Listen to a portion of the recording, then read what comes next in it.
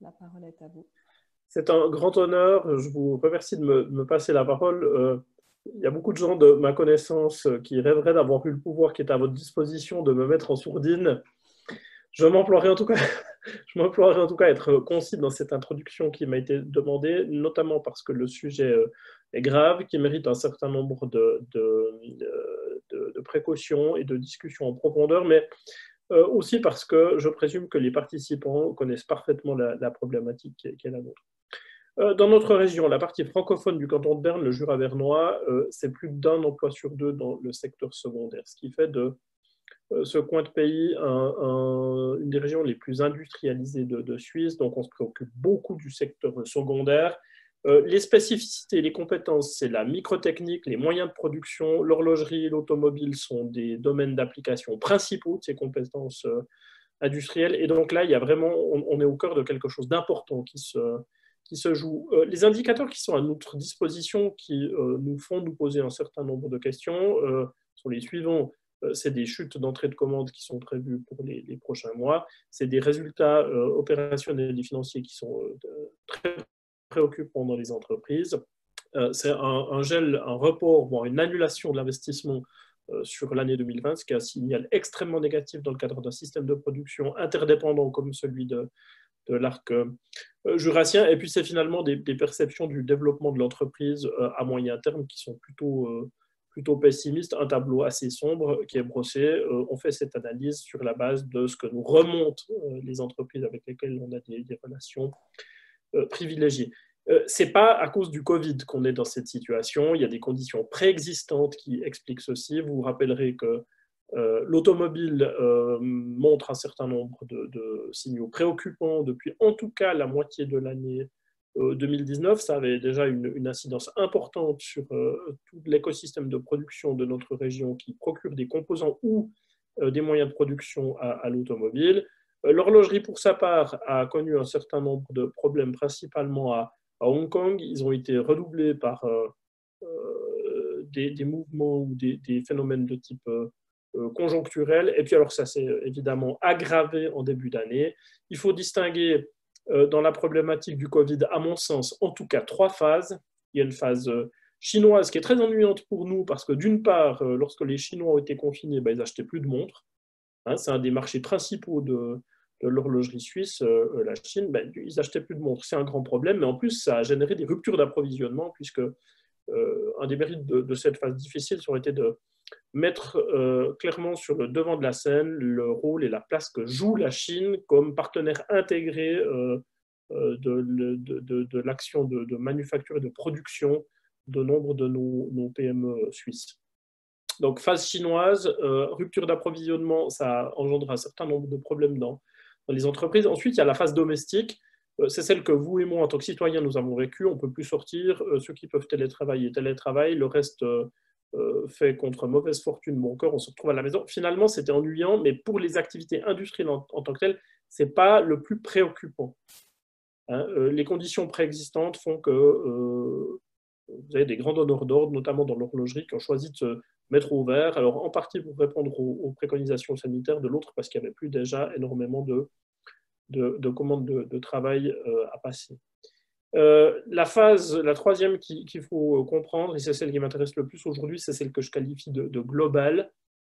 C'est finalement la moitié de la population terrestre qui est confinée, et ça pose un certain nombre de défis qui sont importants, et c'est là où on cible notre analyse, parce qu'aujourd'hui, on n'est pas face à un problème de nature industrielle, on n'est pas face à un problème d'organisation, ce n'est pas propre au Jura bernois, ce n'est pas propre au secteur secondaire, ce n'est pas propre à l'arc jurassien, ce n'est pas propre à l'horlogerie, c'est un problème de demande globale.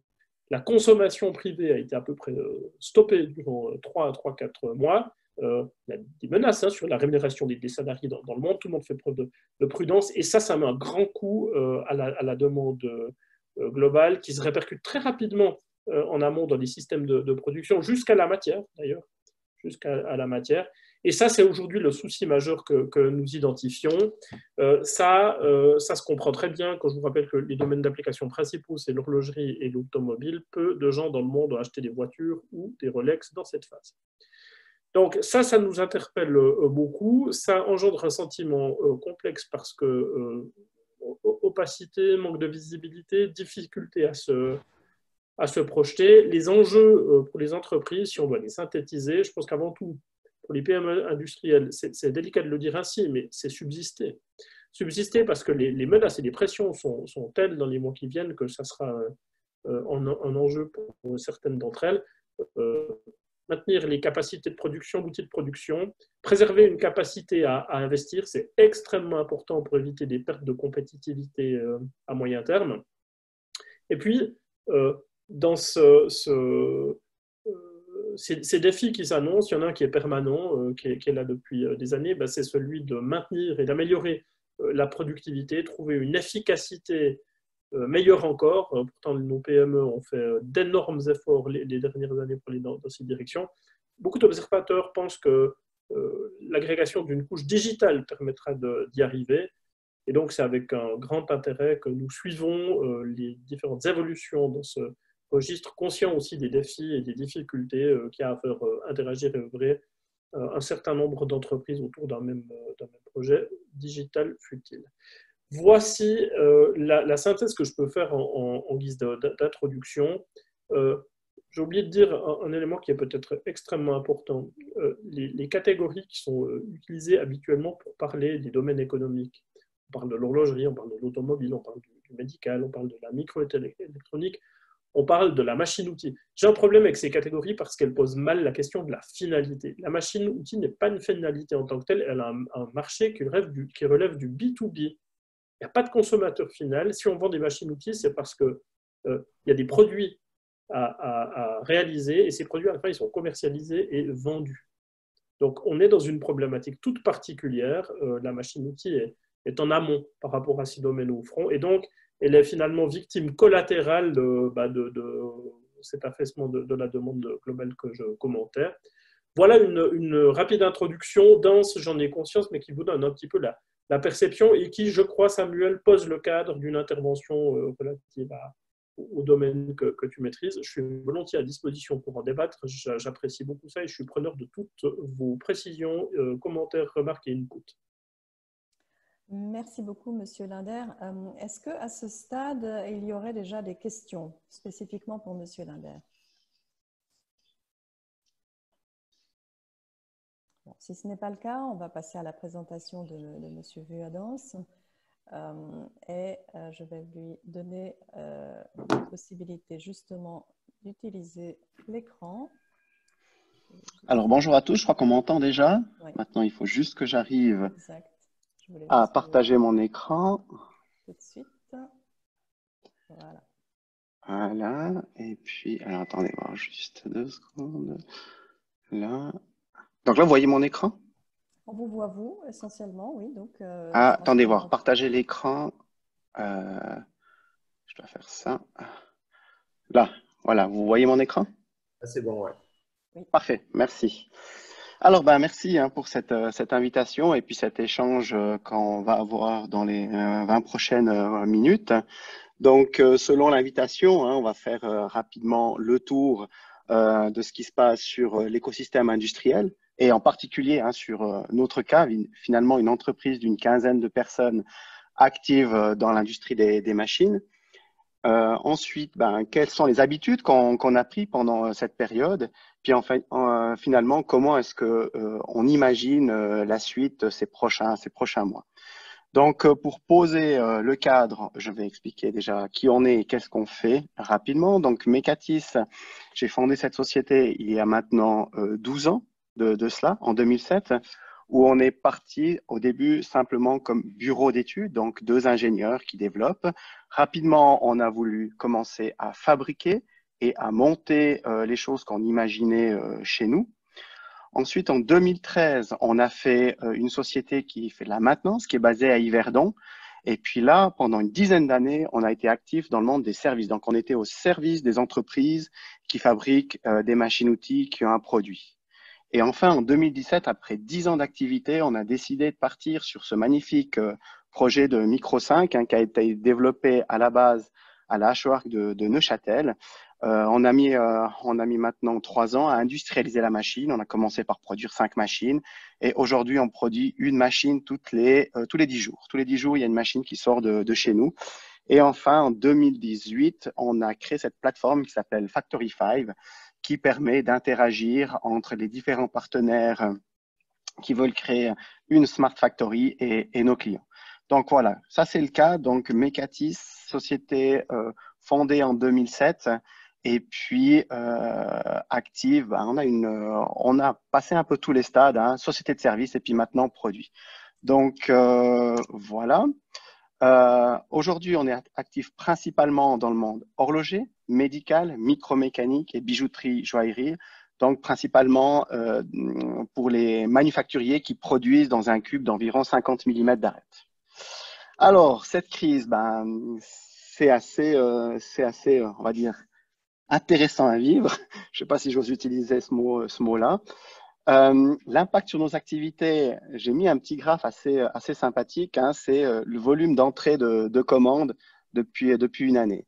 Donc, ce qui s'est passé, c'est qu'en 2019, hein, on était hyper content parce qu'on a développé notre machine Micro 5, on a commencé à la vendre, donc on avait une entrée de commande tous les 10 jours, donc deux machines par mois qui est entrée en commande hein, depuis une année, donc juin, juillet. Il y a eu pas de commande pendant la période de l'été, puis tout d'un coup, ça a redémarré. Et puis jusqu'en janvier. Donc jusqu'en janvier, on était super contents. Tout d'un coup, notre chiffre d'affaires habituel a été multiplié par 3 grâce à ce nouveau produit. Et puis, champagne, c'est-à-dire qu'on voit l'avenir avec optimisme. Donc, 1er janvier, on commence l'année en fanfare avec le carnet de commandes plein jusqu'en septembre. On est très heureux.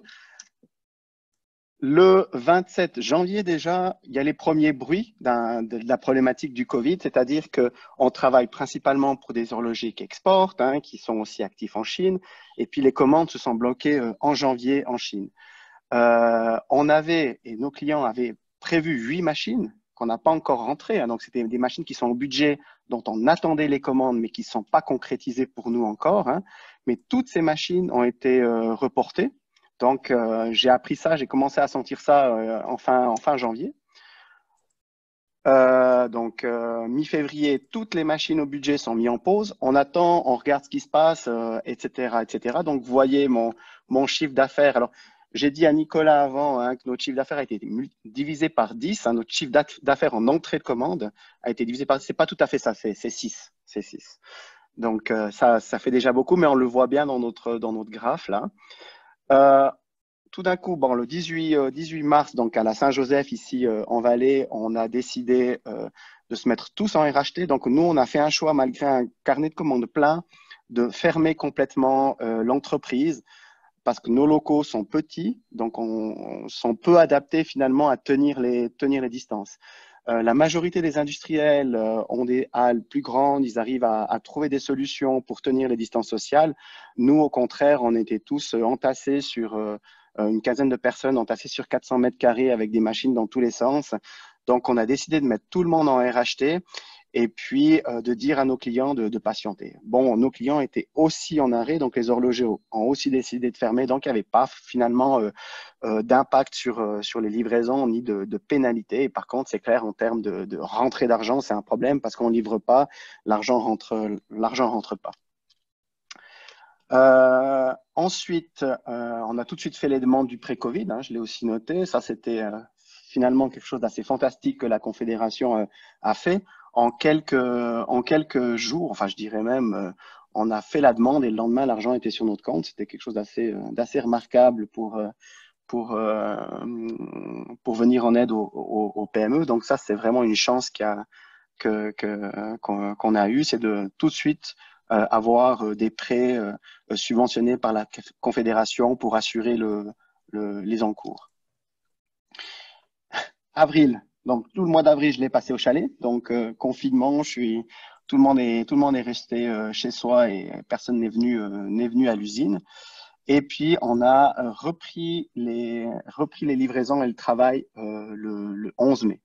Donc on voit qu'en janvier, démarrage en fanfare et 6 mois après, on commence à gentiment se remettre au travail et puis avancer. J'ai mis aussi ici quelques chiffres que j'ai eu via Suisse Mécanique et le GymCH, dont je suis le président. Je suis président du GymCH, qui fait partie de l'association faîtière Suisse Mécanique. La source, c'est une enquête trimestrielle qu'on mène avec BAC Économie auprès de 400 entreprises. Il y a 400 entreprises qui ont répondu sur les 1400. Et puis, on voit que le climat des affaires est extrêmement pessimiste. Donc, il était déjà mauvais. Donc, Patrick a raison de le dire. C'est que fin de l'année 2019, avant que la nouvelle du Covid arrive, le climat était déjà pas très bon, surtout du point de vue de l'automobile. Donc là, on le voit bien sur le graphe. Et puis, ça s'est aggravé suite au Covid. Ensuite, la répercussion qu'il y a eu sur les PME. Donc, dans un premier temps, j'ai parlé sur mon entreprise, puis maintenant, c'est sur les 400 sur les entreprises de Suisse Mécanique. Donc, les répercussions, d'après le sondage, problème de liquidité pour 35%, d'où la réponse de la Confédération qui a été extrêmement rapide. Sérieux risque de faillite, 6%, ce qui est déjà énorme. Interruption de la chaîne logistique, 42%. Donc, nous, on travaille beaucoup avec une société qui est basée au Tessin, qui fait de la rectification, et puis ils ont été fermés 3 semaines. Donc, voilà, on avait un élément qui nous bloquait le montage. Donc, une pièce nous a bloqué le montage. Bon, comme on a décidé de tout fermer, ça faisait aussi partie des informations qu'on avait qui nous ont fait dire qu'on devait fermer parce que nos fournisseurs n'arrivaient pas à nous livrer. Donc, c'est pour ça qu'on a décidé de complètement fermer aussi. Et puis, une annulation des commandes pour 45%. Donc ça, de notre côté, on a eu de la chance. On n'a pas eu d'annulation de commandes, mais on n'a pas eu de commandes non plus. Donc, c'est pas non plus fabuleux comme résultat. Mais au moins, j'ai aucun client qui m'a téléphoné pour dire « Samuel, écoute, on annule, on déplace, ne livre pas ». Ça, j'ai été déjà très, très heureux de ça. Même si contractuellement, finalement, il y a un contrat et puis doivent l'honorer, c'est clair que si la personne derrière n'arrive pas à payer, on n'est pas avancé. Les mesures qui ont été prises, donc 67% des entreprises sondées ont eu recours au chômage partiel, 34% au crédit transitoire, 72% gelé les embauches, licenciement 16%, arrêt des investissements 68% et 1% de fermeture. Donc là, on voit que le tableau est fort sombre quand on voit ces chiffres menés auprès des membres de Suisse Mécanique. Donc voilà, ça c'est le premier retour, c'est ce qui s'est passé finalement pendant cet épisode sur l'écosystème industriel. Aujourd'hui, donc c'était la deuxième partie, c'est quelles sont les bonnes pratiques et habitudes qu'on a prises pendant ce confinement. Donc, pratiques et habitudes, le télétravail, là vous avez une photo de mon bureau au chalet avec ma fille qui était là. Donc, ma femme était aussi à la maison et puis je pense qu'on a tous vécu comme ça. Donc, en famille, à travailler avec les moyens digitaux. Et puis, pour moi, ça a été quand même finalement une bonne expérience parce qu'on a vu qu'on a pu finaliser l'apprentissage des outils digitaux. Et c'est ça qui a été important, c'est que moi, j'ai toujours aimé personnellement travailler avec ces outils digitaux. Vu qu'on a lancé l'entreprise en 2007, c'était déjà dans l'air du temps d'utiliser du numérique, du tout web. Et puis, on avait pris cette option-là dès le départ d'utiliser uniquement des solutions qui étaient nativement web. Et puis, pendant ce confinement, ce qu'on a pu faire, c'est vraiment que tous les collaborateurs les utilisent de manière active. Donc, on a 2 types d'applications et d'outils digitaux qui étaient déjà en place. Je le précise bien, c'était déjà en place, c'était déjà prêt à être utilisé. Par contre, il y a certaines habitudes qui ne se faisaient pas parmi les collaborateurs, puis aussi avec les clients. Donc, il y a les apps de communication qui sont les newsletters, le blog, les chats live, les forums. Donc là, je pense qu'on a tous appris à utiliser ça pendant cette période-là de manière active. Je l'utilisais déjà, mais je voyais que mes collaborateurs ou mes clients avaient de la peine et puis que c'était vite aussi un problème de faire un meeting online. On avait plutôt tendance à sauter dans la voiture, aller voir le client que de dire, mais écoute, on fait un meeting, je viens pas, je me déplace pas du Valais. Ça, franchement, pour moi, je suis très content que ces habitudes soient arrivées chez tout le monde, même chez les grands groupes horlogers qui étaient très réticents à ce genre d'outils. Et puis ensuite, on a nos applications de travail collaboratif, donc qui permettent d'être en interaction avec les clients. L'e-commerce, donc l'e-commerce, là, on a vu quasiment tout se fait par là. Hein. Donc, on vend une machine. Et puis, une machine, grosso modo, c'est environ 200 000 francs de panier moyen. Hein. Généralement, quand je vends une machine, elle est autour des 180 000 francs, 200 000 francs. Et puis, il y a toujours environ, encore à côté, 10% d'accessoires qui se commandent via le e-commerce. Donc, ça, on voit que ça marche très bien. On fonctionne en mode dropshipping avec nos différents fournisseurs et nos clients sont contents. On a le service sur site, donc quand on va faire la maintenance, tout se fait via une application. La signature se fait aussi en ligne sur une application. La helpdesk, la même chose. Et puis maintenant, le e-learning aussi. Donc les machines arrivent chez nos clients et puis on a un e-learning qui se fait finalement en fonction des problématiques rencontrées par nos clients. Donc tous ces outils digitaux font qu'on a complètement laissé de côté les outils standards qu'on avait avant. Donc aujourd'hui, quelqu'un qui achète une machine chez nous, il a finalement les mêmes outils qu'une imprimante 3D. Ils ont tous ces outils qui permettent de travailler rapidement. Donc ça, c'est une chose qu'on a mis en place. Puis on a mis aussi en place, et ça, c'est un truc assez intéressant, c'est une nouvelle stratégie marketing. Donc il n'y a plus de foire, il n'y a plus rien. On ne peut plus rentrer en contact avec nos clients. Alors, on a décidé de faire le pari. Déjà, on a annulé nos participations aux différentes foires qui se sont déplacées. Alors, bien que j'aime le SIAMS, c'est vrai que voilà, je sais que Jean de l'Arc Jurassien, et puis moi aussi, j'apprécie beaucoup le SIAMS. J'avais prévu d'y aller. Là, ça s'est déplacé en septembre, ça ne joue plus avec mes dates, j'ai dû annuler. Et puis, finalement, j'en garde plus qu'une. J'ai décidé d'en garder plus qu'une, c'est l'EPMT, et puis elle n'aura peut-être même pas lieu. Donc, je me suis dit, bon, je vais vivre sans l'effort industriel et puis je vais utiliser tous ces canaux numériques. Donc, bien entendu, le site Internet qui est à la page. Et puis, les outils tels Google AdWords et LinkedIn, on les a utilisés de manière assez intensive. Et puis, j'étais quand même, Google AdWords, je suis encore assez moyennement sceptique, mais c'est vrai qu'on fait du B2B, comme a dit Patrick Linder. Et puis, pour trouver les gens qui veulent acheter une machine, c'est extrêmement difficile. On ne vend pas des baskets. Donc, j'avais l'impression que ces outils-là n'étaient pas adaptés. Et puis, j'ai dû, je vais vous montrer, maintenant, je suis convaincu du contraire.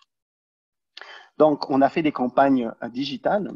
Et puis, bon, là, on voit la différence entre février 2020, en rouge ici, et puis en mai 2020, en termes de nombre de sessions sur la plateforme. Donc, on voit que c'est assez impressionnant. Maintenant, le graphique le plus intéressant, pour moi, c'est celui-ci. C'est qu'en fait, on a eu aussi en parallèle une augmentation du nombre de devis qui est corrélé bizarrement au nombre de sessions. Donc, on voit bien qu'il y a une corrélation entre le nombre de gens qui viennent visiter et puis ici les demandes de devis qui se font en ligne. Donc, c'est vrai que de notre côté, tout se fait en ligne. Les gens demandent un devis en ligne, ils le reçoivent le jour d'après. Et puis, en mai, j'ai eu 16 demandes de devis de machines-outils grâce à la publicité en ligne. Et c'est plus que le SIAMS. Donc, ça m'a assez impressionné. Maintenant, ça demande à être confirmé. Donc, les confirmations de commandes sont pas là. Mais sur ces 16 devis, j'en ai 3 ou 4. C'est des gens que je connaissais absolument pas et qui m'ont l'air tout à fait sérieux. Après, il y en a, on va dire comme ça, il y a un tiers de gens sérieux, un tiers, je pense, ça va être pour plus tard, puis un tiers qui s'est trompé, qui pensait que c'était une machine pour faire des maquettes. Donc, voilà. Par contre, il y a quand même 2/3 qui est du bon. Donc, ça, c'est un élément qu'on a mis en place, qu'on a découvert, et puis ça va me faire changer de stratégie pour les foires industrielles les prochaines années. Ça, c'est clair et net pour nous. Voilà.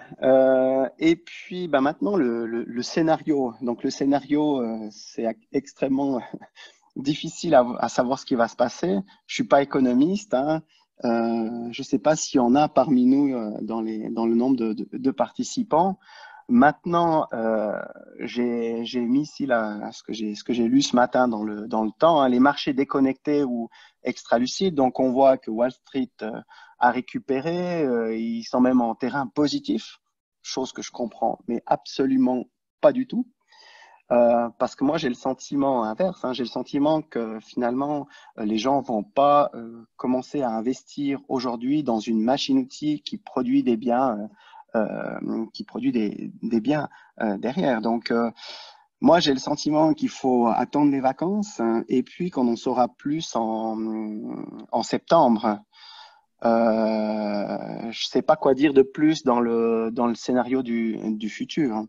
Donc là, ce serait peut-être le moment aussi de faire un petit tour de table des différents intervenants pour savoir qu'est-ce qu'ils voient et qu'est-ce que les gens imaginent. Merci beaucoup, Samuel. Si vous permettez, je vais repartager mon écran, comme ça je peux montrer les questions que vous avez reçues durant le...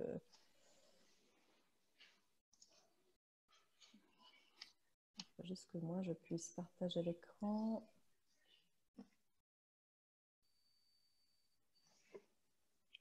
Donc, j'espère que ça a été, que tout le monde a bien compris mon propos. Merci. Pour moi, c'était très clair. Je trouve ça très intéressant, surtout le rapport, disons, investissement, campagne digitale et participation aux foires. Je pense que vous aurez des questions dans ce sens. Effectivement, si ça ne devait pas être le cas, je vous la poserai volontiers moi-même. Mais ce que je suggère, c'est qu'on regarde maintenant, en effet, les questions que les personnes ont posées durant l'inscription. Donc, je les ai toutes mises là. Évidemment, il y en a qui se regroupent sous des thématiques identiques. Vous ne l'avez pas tellement évoqué durant votre présentation, mais il y a 3 ou 4 questions concernant la localisation, voire la relocalisation. Donc, est-ce que vous souhaiteriez commenter peut-être cet aspect-là? Alors bon, moi, je me permets un commentaire avant toi, Samuel, parce que ça nous intéresse au plus haut point. On a entendu l'opinion publique. C'est beau dire devant le fait qu'on produisait plus de paracétamol en Europe, que c'était un scandale et qu'il fallait FISA corriger ceci. On le comprend absolument comme citoyen, mais on a la chance d'avoir des capacités de production aujourd'hui dans ce pays, ce qui n'est pas le cas dans plusieurs de nos pays voisins où elles ont été mises à mal. On a réussi à maintenir des activités industrielles qui ont trouvé une productivité remarquable. La priorité, avant de développer des relocalisations, c'est de maintenir les capacités de production. C'est d'ailleurs la stratégie que va suivre la Banque nationale suisse. C'est maintenir les capacités de production puis soutien de la demande interne. Et là, il y a toute une série de mesures et il y a un boulot notamment politique dans ce registre-là pour faire comprendre les besoins des PME parce que ce sont elles les capacités de production. Il y a tout un boulot à faire déjà pour ce qui existe avant d'aller relocaliser des choses parce qu'elles doivent pouvoir passer cet écueil, ces entreprises. Ça, c'est le commentaire presque empreint d'émotion que je fais en lisant une question comme celle-là. J'ai l'impression que parfois on ne cerne pas la gravité de ce qui menace ce qui existe déjà. De mon point de vue, hein, en termes de relocalisation, moi j'imaginais plus que c'était la technologie qui allait aider ça, hein, justement en allant dans la direction des smart factories, en ayant des choses et des process rassemblés sur des choses qui sont ce qu'on vise comme outil technologique. Moi, le Covid, j'ai plutôt l'impression que ça dessert les choses. C'est que finalement, qu'est-ce qu'on a vu? On a vu qu'on peut travailler à la maison. Donc, est-ce que certains patrons vont se dire, finalement, j'ai plutôt intérêt à travailler avec des gens qui sont délocalisés en Inde ou je sais pas où. Donc, moi, je pense qu'il faut qu'on se méfie quand même. Hein. C'est que il y a peut-être une grande partie des gens qui ont compris que ben, c'était facile de travailler aussi à distance. Donc, je pense que la relocalisation, ce sera plutôt la technologie et puis cet aspect de Smart Factory, de produire proche. Et puis après, ben, de mettre en avant aussi la Suisse et puis l'arc jurassien. Si on compte le Valais, ça fait le croissant jurassien.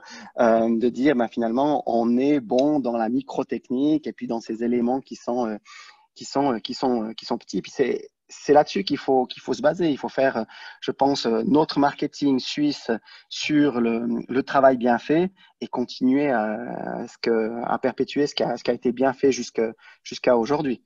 Mais j'ai le sentiment que c'est plus cette mise en réseau de technologies et puis de trouver des solutions entre entreprises suisses pour avoir cette image d'une entreprise suisse connectée et précise. Mais si je peux me permettre, est-ce que évidemment le travail à distance, ça c'est un aspect, mais peut-être qu'il y a une véritable inquiétude par rapport à tout ce qui est fournisseur. Donc est-ce qu'on l'a vu avec les masques, par exemple, qui étaient essentiellement délocalisés, dont la fabrication était essentiellement délocalisée en Chine. Donc est-ce qu'il n'y a pas aussi cette inquiétude justement dans l'industrie des machines de dépendre de fournisseurs qui sont finalement lointains et qui peuvent du jour au lendemain aussi décider ou être soumis à des conditions qui font qu'on ne veut plus exporter. Donc c'est peut-être aussi dans ce sens-là que l'inquiétude est née. Oui, mais bon, si on reste pragmatique, ce qui s'est passé là, en tout cas dans cette crise, c'est que tout le monde a été arrêté. Donc, ok, on n'a pas eu les pièces, certains n'ont pas eu leurs pièces depuis la Chine, puis après, ben, finalement, même ici, ils avaient plus leurs pièces. Donc, dans le cas du Covid, pour moi, ça n'a rien changé. Ça change pas notre vision. C'est que voilà, ça s'est propagé à travers toute la planète. Donc, certains diront le contraire. Ben, finalement, maintenant que la Chine redémarre et puis que moi, je suis encore arrêté, j'ai intérêt à commander en Chine. Là, je suis un peu l'avocat du diable, mais… Alors, n'hésitez pas de poser des questions dans l'audience. Sinon, on va continuer à suivre la liste que vous avez déjà, de questions que vous avez déjà posées. Alexis, est-ce que tu veux prendre la parole pour continuer avec la liste des questions? Très bien. Dans l'ordre, du coup. Oui, je pense, parce que je les ai déjà regroupées plus ou moins par thématique. Donc, les 3-4 premières sont vraiment sur la localisation. Ensuite, il y a la thématique du plan de continuation d'activité. Donc, voilà. Voilà. Alors, Samuel, on va démarrer par la localisation. On vient de le faire. On vient de le faire, en fait. On est déjà donc au point 5. Traiterez-vous spécifiquement de la thématique du plan de continuation d'activité? Donc, Samuel, je ne sais pas si vous… Bon, aujourd'hui, ça a redémarré, hein, je pense, chez tout le monde. Donc, je pense que le signal qui était le plus intéressant, finalement, c'était que les écoles ouvrent et puis que voilà, tout le monde peut retourner au travail. Et puis là, les activités ont redémarré. Maintenant, ben, pour moi, le plan de continuation d'activité, c'est signer des commandes. C'est ça le plan. C'est qu'il faut que les commandes soient signées et puis qu'on puisse commencer à se projeter. Aujourd'hui, j'arrive pas encore à me projeter après les vacances d'été, quoi.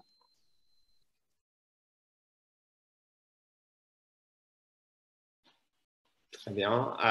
Concernant du coup comment peut-on améliorer nos compétences?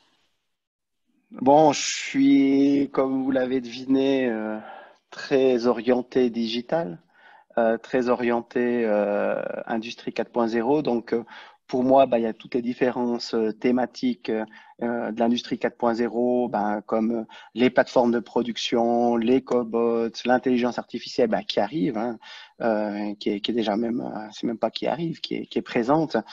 Et puis là, par exemple, avec l'association fêtière Suisse Mécanique, on a complètement remodelé les experts en production, où les experts en production vont être formés à ces nouvelles technologies sur des outils qui sont utilisés partout. Maintenant, il n'y a plus besoin, je pense, d'imaginer des immenses investissements pour aller sur ce genre de technologie. Et puis, il faut foncer là-dedans. Il faut foncer sur ces éléments. tout en gardant peut-être effectivement un œil sur le passé et puis sur les produits manufacturés et puis cet aspect manuel, mais il faut y aller, quoi.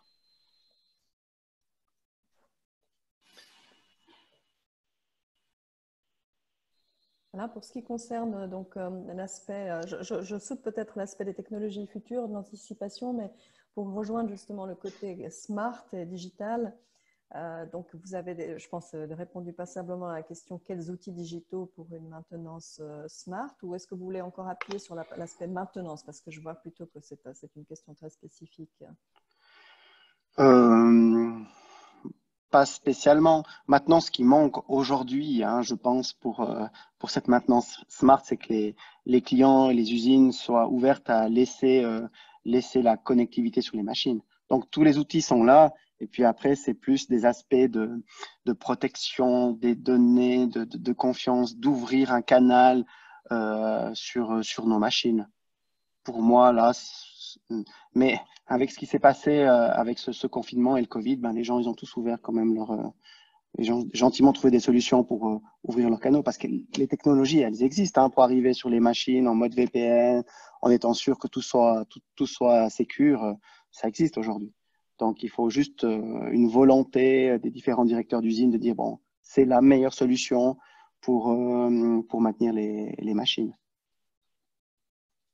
Et voulez-vous justement faire un petit résumé alors de ces transformations digitales des organisations? Vous les avez évoquées en termes de communication avec vos clients, en termes de communication avec, à l'intérieur de l'entreprise, en termes de travail avec vos clients. Donc, ce serait essentiellement ces deux grandes classes que vous suggérez, et bien entendu la production elle-même. Bon, moi, je suis quand même pas mal orienté vente hein, cette dernière année. Du côté de l'engineering, on voit que pendant le Covid, ils ont développé les aspects d'agilité. Donc ça, c'est des choses qu'on avait mis en place. Voilà, on regardait un tout petit peu la théorie, mais là, ça a pleinement été utilisé du côté de l'engineering. Et puis moi, du côté de la vente, ben, c'est effectivement ces aspects de connectivité avec les clients. Un des éléments les plus sympathiques, hein, donc vous avez vu ces campagnes digitales qu'on a fait, on a eu les devis qui sont rentrés. Et puis, dans le premier process d'accroche, hein, on a mis aussi des meetings online où dès que les gens ont reçu un devis, ben, finalement, je leur propose qu'on se rencontre comme on est en train de faire maintenant, hein, de manière online, et ça marche très bien. J'en suis à la 8e présentation où normalement j'aurais sauté dans ma voiture, j'aurais été voir le client et puis j'aurais passé un moment avec. Donc, cette première étape, ben, finalement, elle se fait très, très bien online et je vais continuer comme ça. Après, pour une machine à 200 000 francs, ben, c'est clair qu'il faut se déplacer. C'est un investissement, on a envie de se rencontrer et puis derrière, il y a quand même la confiance qu'elle a. Le digital, pour moi, c'est la première accroche et puis après, ce qui fait la différence, c'est quand même les personnes. Pour moi, cet aspect humain pour faire des affaires, j'espère qu'il sera toujours là, quoi. Là, ça rejoint justement alors, la question de votre campagne marketing digitale. C'est extrêmement évocateur par rapport à justement la présence live à des congrès. Là, vous l'avez évoqué, vous l'avez chiffré effectivement. Est-ce que je peux vous demander quelle était un peu la distribution justement de votre campagne en termes de présence? Quel pourcentage avec quel pourcentage vous étiez sur LinkedIn, Google Ads, etc. Alors bon, là la plus grosse partie, c'est LinkedIn. Donc, on a fait un truc qui est assez sympathique, c'est qu'on a essayé les leads en ligne. Donc, c'est des publicités où les gens finalement peuvent directement dire on est intéressé par un contact. Et puis ça a très très bien marché. Et puis Google AdWords, on se cherche encore un tout petit peu là. Donc là, pour l'instant, je dirais que c'est pas totalement satisfaisant du côté de Google AdWords, mais on est encore en train de tester. Et puis, ben voilà, ce qui était intéressant, c'est que normalement, c'était du temps que j'aurais préparé à faire l'effort, puis à être présent sur le SIAMS, où il y avait encore 2 autres foires qu'on devait faire dans cette période-là. Donc, j'avais une personne qui était occupée sur ces éléments-là de préparatifs. Et puis, on a tout passé sous le digital. Et puis là, le résultat, il est bluffant.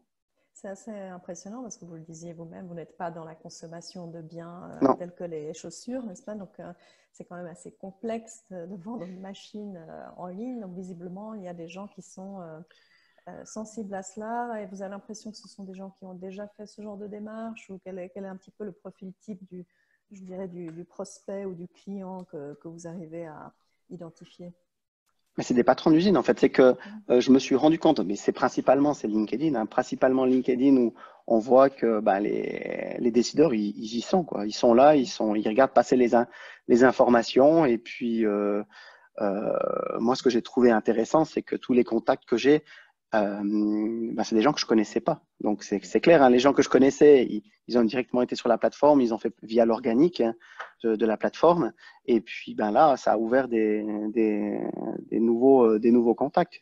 Et puis, des gens tous, voilà, très sympathiques. On a passé un moment sur des meetings online. Et puis, dès que c'est possible, je vais prendre ma voiture puis aller les voir parce qu'il y a sur la série, hein, il y a un tiers où il y a des projets concrets.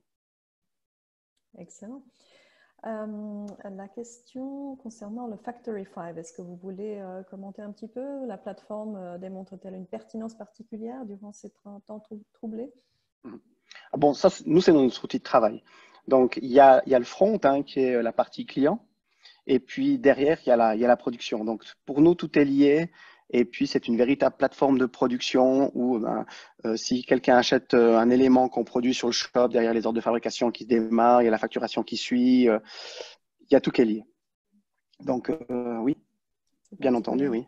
Particulièrement pertinent. Oui. Et une question concernant justement l'innovation, l'activité R&D. Est-ce que vous avez l'impression que cette période a été propice pour vous, mais de manière générale pour les PME, et dans les deux cas, pourquoi? Alors oui, parce qu'on a pu quand même, comme je vous ai dit, utiliser tous ces outils. Donc c'était une des priorités. Puis après, on a pris quand même un moment pour souffler, rattraper le retard du côté des gens qui sont à l'engineering. Donc oui, mais après, en termes de chiffres, puis de facture à la fin du mois, non. Mais bon, c'est un investissement sur du long terme, hein, on ose espérer. On ose espérer, oui, mais il faudrait vraiment que derrière ça rentre maintenant. Est-ce que vous avez mis en place une cellule de crise? Bon, à l'échelle d'une PME, 15 personnes. Donc, oui, on a mis une personne responsable de gérer toute la problématique sanitaire du Covid et des questions. Mais à l'échelle d'une PME comme la nôtre. Et pensez-vous que c'est quelque chose que les PME devraient faire de manière générale en situation de crise? Oui. Ah, et puis surtout que moi, j'avais pas envie de le faire moi. Donc, Vous avez délégué cette partie, mais vous pensez que c'est important que les oui. collaborateurs soient rassurés, Oui. qu'ils aient les informations adéquates par rapport aux mesures à prendre, etc. Oui, parce qu'en fait, il y a M. Pierre Fournier qui est mon associé. Il a un brevet d'ingénieur sécurité. Donc, il était désigné. Vous avez choisi bien votre cofondateur ou votre associé. Voilà. C'est un bon choix. Bon, jusqu'à la fin de cette année, donc, quelles sont vos 3 principales priorités? À part signer des commandes. Signer des commandes et signer des commandes. Facturer. Quelles sont les 3 principales priorités? Oui, c'est là, aujourd'hui, ma principale préoccupation, c'est ça, hein, c'est que ça redémarre. Bien sûr, bien sûr. Donc, on en arrive à du concret. Très, réaliste, on va dire.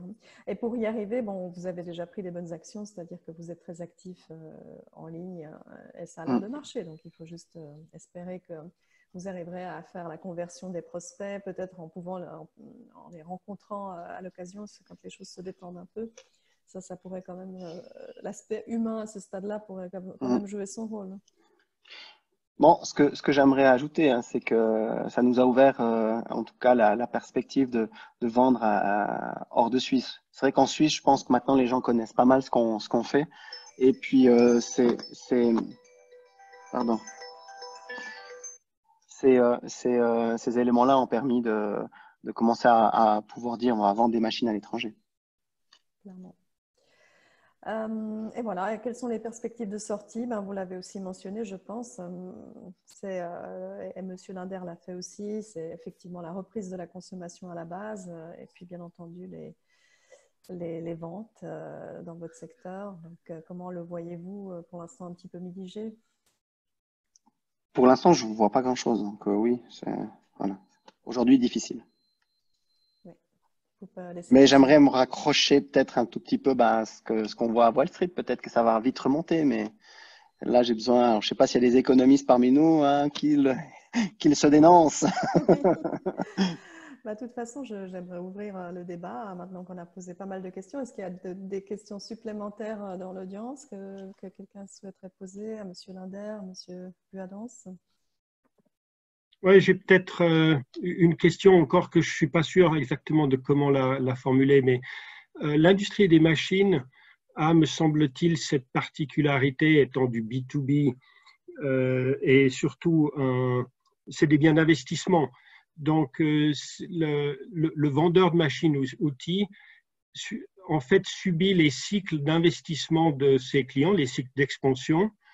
Et c'est différent d'un produit de biens, d'un produit de consommation où on consomme des volumes, sinon constants, on les espère, je pense, mais en gros, l'industrie des machines-outils est frappée de cette cyclicité et c'est pour ça que la plupart d'entre eux ont plusieurs marchés pour éviter comment dire, que tous les marchés soient en phase.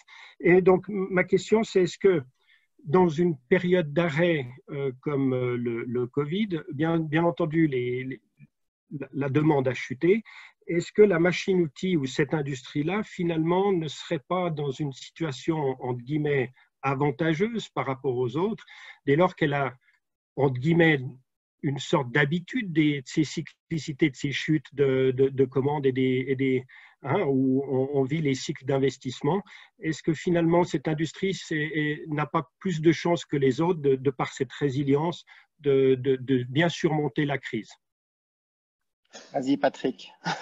Le mot-clé, vous l'avez mentionné, c'est la résilience. En tout cas, pour ce qui est de l'écosystème de la microtechnique, il a eu l'occasion de prouver cette capacité à de maintes reprises dans l'histoire. Maintenant, il faut regarder en détail les paramètres qui particularisent le défi qui nous est imposé aujourd'hui. Et là, on n'a pas les meilleurs espoirs parce qu'il y a une telle pression qui est mise sur les trésoreries qu'immanquablement des lésions vont être engendrées à l'essence même des entreprises. Ça veut dire sur la place de travail, sur les places de travail, sur les compétences, etc. La diversification des marchés, c'est un fantasme qui a été beaucoup partagé dans les années 80 et dans les années 90. C'est là notamment que le marché du médical s'est un peu structuré. Hélas, les besoins particuliers qu'on trouve dans les composants microtechniques pour l'horlogerie et l'automobile sont, en termes de machines et d'outillage, pas totalement applicables si facilement à d'autres marchés. Ça pourrait être le cas dans le médical, mais enfin, il y a des démarches importantes à faire en matière de qualité et de traçabilité, ce que toutes les entreprises n'arrivent pas à faire. Alors, dans tout ceci, ce qu'on peut espérer, c'est qu'avec les mesures qui permettent, en termes de soutien étatique, de passer l'écueil, c'est que les entreprises les plus importantes puissent subsister pour se réinventer une nouvelle fois dans un cycle qu'on espère vertueux le plus vite possible. Merci.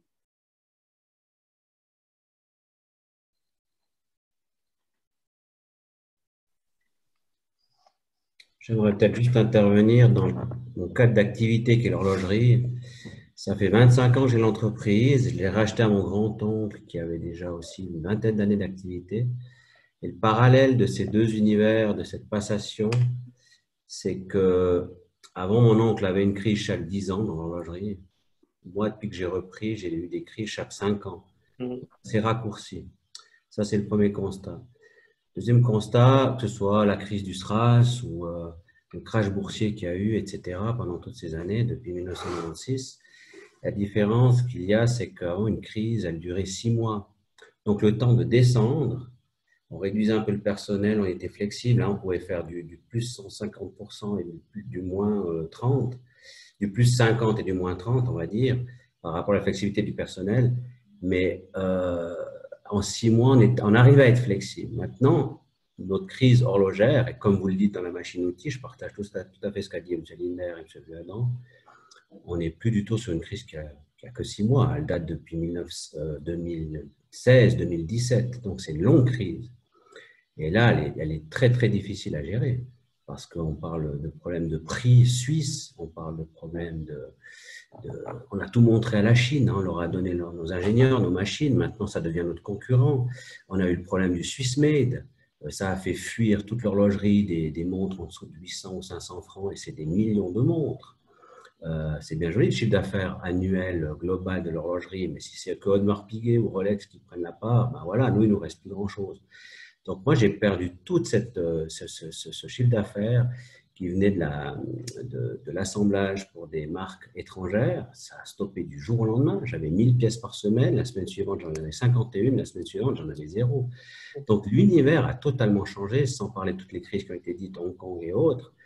Donc, c'est pour ça qu'après, je me suis lancé à faire autre chose, du private label, parce que mon core business, c'est l'assemblage de montres. Maintenant, je cherche à m'ouvrir à l'industrie en général, parce que mon atelier qui est là, une quinzaine de places, avec le savoir-faire horloger, plus moi, je suis mécanicien de précision, je me dis peut-être que je peux le mettre au service de l'industrie en général. Ça peut être de l'électronique, ça peut être du montage de n'importe quoi ou conception de A à Z, bref. Mais je remarque que vraiment, le Covid, après tout ça, ça a été la cerise sur le gâteau, ça c'est clair. Mais on a un souci. Et moi, j'ai un rêve où je suis très naïf, c'est le retour en Suisse de ces activités, et c'est ça que je prône. Et c'est là que je reviens à ce que dit M. Vuadan, dans le sens qu'on doit être solidaires entre nous, et à nous de trouver, à nous de prouver qu'on n'est pas plus cher que les autres, que la Chine, parce que quand on calcule tout, hein, je me demande le prix d'une pièce, hein, entre les allers-retours, échange de pièces, défectuosité, etc., logistique, transport, ça va vite. Voilà un peu le pot pourri que j'avais envie de dire dans tout ça, mais je crois qu'on a tous les mêmes soucis et c'est la seule chose qui me fait plaisir dans ce Covid, c'est que pour une fois, c'est pas que l'horlogerie, c'est pas que ma petite entreprise qui subit des problèmes de vente ou des problèmes d'erreur de stratégie de prix ou je ne sais quoi de la part des marques. Puis on est toujours le dernier sous-traitant à subir. Non, là, on est tous dans le même bateau. C'est malheureux, mais je suis à la fois content de ne pas être seul pour une fois. Voilà, je partage simplement ça. Merci. Je me permets peut-être rapidement de rebondir sur ce que vous avez dit, parce qu'il y a récemment un article qui est paru dans le Migros Magazine d'une professeure de management à l'Université de Lausanne, Madame de Tréville, qui revendique, qui prétend que la relocalisation industrielle en Suisse est tout à fait possible. Elle a un argumentaire qu'elle développe, ou en tout cas qu'elle ébauche dans son article pour défendre l'idée qu'on peut même, avec les coûts, il y a une possibilité et une valeur économique possible. Tout à fait. Par rapport à ce que vous disiez, je vous invite à peut-être, je ne sais pas, retrouver cet article, Madame de Tréville, dans le Migros Magazine. Merci beaucoup. Excellent. Y a-t-il d'autres questions? Oui. Bonjour et merci pour votre partage d'expérience. Romain Bouville. Moi, je suis basé sur Lausanne. Je ne suis pas forcément du même secteur que vous, je suis plus dans la digitalisation, mais j'aurais une petite question concernant les commandes ou les précommandes que vous avez pu avoir pendant cette période de Covid. Quelles étaient les raisons, le pourquoi de la commande derrière au niveau de vos clients potentiels? Est-ce que l'idée c'était de se dire investir pour être profiter de ce temps mort, on va dire, pour investir, pour être plus compétitif, ou renouveler un parc de vieilles machines? En fait, j'aurais aimé savoir un petit peu derrière quel était le moteur, la motivation de vos futurs clients qui ont passé commande pendant cette période suite à vos pubs online pour justement acquérir ces nouvelles machines-outils. Alors, on s'est mal compris, c'est qu'il n'y a pas eu de commande justement. Donc, il y a beaucoup de devis qui sont rentrés, donc il y a des demandes qui sont arrivées. Donc, on a réussi à pas avoir zéro demande. Ça a déjà été positif. Par contre, ben, les gens actuellement, ils n'ont pas encore signé, quoi. Donc, il n'y a pas. On vit sur le passé. On vit sur l'année 2019 qui était excellente pour nous où quand même beaucoup, je pense, d'entre nous avaient le carnet de commandes qui était bien rempli et puis heureux d'arriver dans cette année 2020. Mais là, non, c'est zéro commande. Mais donc, ça veut dire que les commandes qui ne sont pas encore signées, c'est des commandes qui étaient 2019 encore, ou bien? Non, ce sont de nouvelles. Alors, j'ai rien. Depuis mi-janvier, on n'a quasiment rien signé. Par contre, on a réussi à avoir des demandes de devis. Donc, une demande de devis, c'est l'État, c'est pas encore la réalité. Et puis, j'espère que sur cette somme assez importante de demandes qu'on a eues, même si j'ai finalement un taux de validation faible, ben, on va pouvoir bien continuer, quoi. Donc c'est ça que j'espère. Mais là, je vis encore sur de l'espoir, quoi. Mais sur ces commandes qui ne sont pas encore signées, on va dire, sur ces devis qui ont été faits, Oui. derrière, vous connaissez les motivations justement de vos potentiels futurs clients? Alors oui, mais alors c'est un petit peu des éléments je doutais, hein. C'est clair que la politique finalement d'arrosage et puis de prêt font que les gens, certains qui avaient pas de dette, ben, ont les possibilités d'investir, hein. J'ai eu quelques cas dans d'autres pays où il y a l'argent, hein, des pays qui arrivent directement dans les entreprises, qui se disent ah bah tiens, je vais investir dans un nouveau moyen de production. Donc, c'est une chose que j'ai vue, alors pas en Suisse, mais plutôt à l'extérieur de Suisse, hein. C'est que finalement, tous ces milliards qui ont été distribués un peu partout, ben, certains aimeraient bien pouvoir les investir dans des nouvelles machines. Mhm. D'accord. Ok. Parce qu'en fait, ma deuxième question derrière, Pardon. c'était pardon, Allez-y. sur l'aspect de relocalisation ou du moins de compétitivité de la production en Suisse. C'est de se dire, et là, ça mélange un peu les questions précédentes qui ont été là, c'est-à-dire au niveau de la montée en compétence des opérateurs, par exemple, ou de l'automatisation de ces chaînes de production pour justement pouvoir on va dire, au niveau des prix, pouvoir équilibrer ou balancer avec ce qui se produit, par exemple, en Europe de l'Est ou en Chine. Et ça, là-dessus, quels sont les réels, selon vous, les réels challenges? Est-ce qu'ils sont en termes de financement? Est-ce qu'ils sont en termes de montée en compétence du personnel? Vous allez me dire que c'est un petit peu de tout, mais selon vous, quel est le plus gros challenge là-dessus pour avoir un modèle de production compétitif en Suisse? Ben, d'après moi, c'est continuer à oser investir dans des nouvelles machines. Après, ben, c'est vrai que ce qu'a dit Philippe Nash là sur Madame de Tréville, je l'ai déjà vu en présentation et puis elle fait des modèles qui sont vraiment intéressants où elle compare les prix d'un produit acheté en Chine qui arrive faux, qui met plus de temps, etc., etc.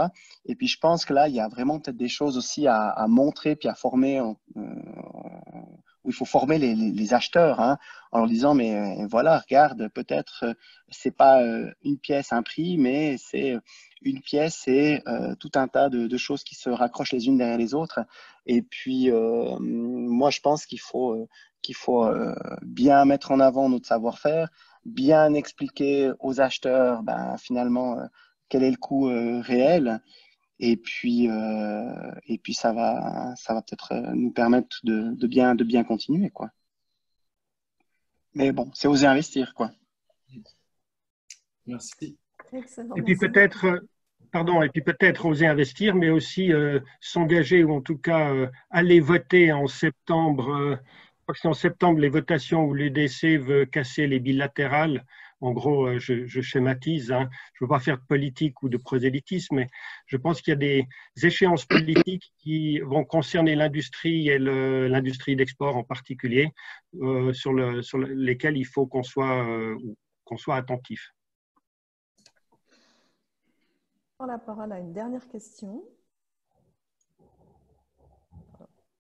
Y a-t-il encore une question ou un commentaire? Ça n'a pas l'air d'être le cas. Donc, je vais juste vous mentionner qu'en fait, nous aurons le plaisir d'accueillir aussi Samuel Vuadens le 29 septembre dans le canton de Neuchâtel, dans un endroit encore à définir, puisqu'à l'origine, nous étions censés aller au mois de mars au château d'Auvergne, mais que pour des raisons évidentes de vendange durant cette période-là, nous ne pouvons malheureusement pas aller dans ce lieu magnifique. Donc, la date est confirmée, le lieu à définir, mais dans le canton de Neuchâtel. Et je voulais juste vous dire merci à tous, spécialement aux intervenants, Patrick Linder, Samuel Vuadens, et vous souhaiter plein succès dans vos activités. Et on espère vous revoir bientôt en live à nos événements ou nos ateliers. Merci. Merci. Au revoir. Bon après-midi. Au revoir. Bon après-midi. Au revoir. Alors.